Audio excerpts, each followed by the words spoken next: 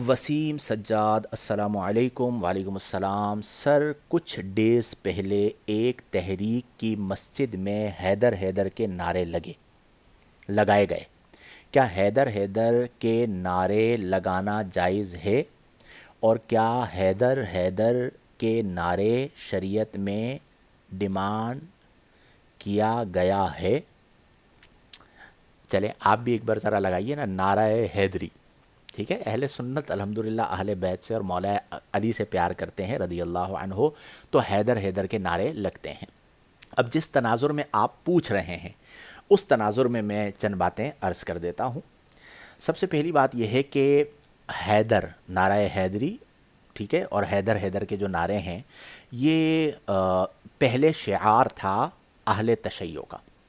सरियुल लफ्ज़ में चलें आपको बता देता हूँ, शिया लोग ये किया करते थे, हैदर हैदर हैदर हैदर। अब हमारा नज़रिया हज़रत अली से प्यार का है। अब अगर कोई नारा तकबीर कोई और मसलक लगाएगा तो क्या हम लगाना छोड़ दें? तो उनका शिआर था। उसके बाद अहले सुन्नत में ये चीज़ आई। अच्छा, अहले सुन्नत में जो माजी में कुछ मामलात हुए तफजीलियत वाले, उसके नतीजे में जिनको कहा गया ये तफजीली हैं या जिन्होंने कुछ ऐसे जुमले भी कहे, तो उनके प्रोग्राम में हैदर हैदर के नारे लगाए गए।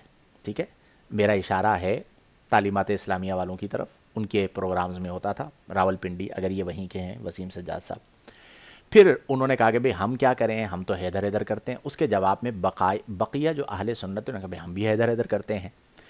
अब ये चीज़ बढ़ती चली गई और अहले सुन्नत में इंतशार व इफ्तराक हुआ, और बाज़ लोगों ने यहाँ तक फ़र्क करना चाहा कि जो हैदर हैदर नहीं कर रहा इसका मतलब है वो मुनाफिक है या मुबग़िद अली है। तो फिर तमाम लोगों ने हैदर हैदर के नारे लगाना शुरू कर दिए, जिसके नतीजे में आप जिस तहरीक का कह रहे हैं, दावत इस्लामी का गालिबन आप कह रहे हैं, मैंने भी वो वीडियो देखी है, तो हैदर हैदर के नारे लगाए गए। तो अब इससे किसी को क्या तकलीफ़ है? ये वही वाली बात है कि ना लगाएं तो मसला, लगाएं तो मसला।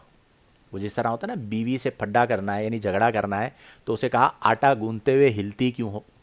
अब इसका क्या हल करें भाई? तो नहीं लगाते थे तो कहते थे मुबग़िद अली, अब लगा दिया है तो क्या करें? इसकी हैसियत क्या है? मुस्तहब नारा लगाना, इसमें कोई मुज़ायका नहीं है। और अब ये शिआर भी नहीं रहा जैसे बाज़ लोग ये गुफ्तगू कर रहे हैं, तो सही है। अहले सुन्नत में देखें पहले ही बहुत मसाइल हैं। मैं हमेशा इस बात का कायल रहता हूँ कि सुन्नी को सुन्नी से महाज़राई नहीं करनी चाहिए। हर जो अहले सुन्नत का फ़र्द है, सहीहुल अक़ीदा है, एक दूसरे को सपोर्ट करें, एक दूसरे से प्यार करें, एक दूसरे के कामों को सपोर्ट करें। मैं तो यहाँ तक ये जो हमारे यहाँ खानकाहें तंजीमें बनी हुई होती हैं और एक दूसरे की काट कर रही होती हैं, मैं तो इससे भी मना करता हूँ।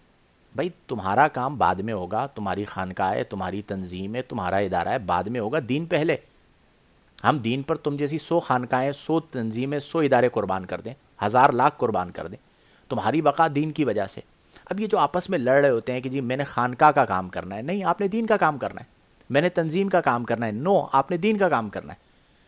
उसकी वजह क्या है कि जब आप ये मेंटालिटी बना लेते हैं ना शख्सियत परस्ती वाली और ग्रुपिंग वाली, तो उसका नुकसान क्या होता है कि उससे हटकर कोई दीन का काम होता है आप सपोर्ट नहीं करते।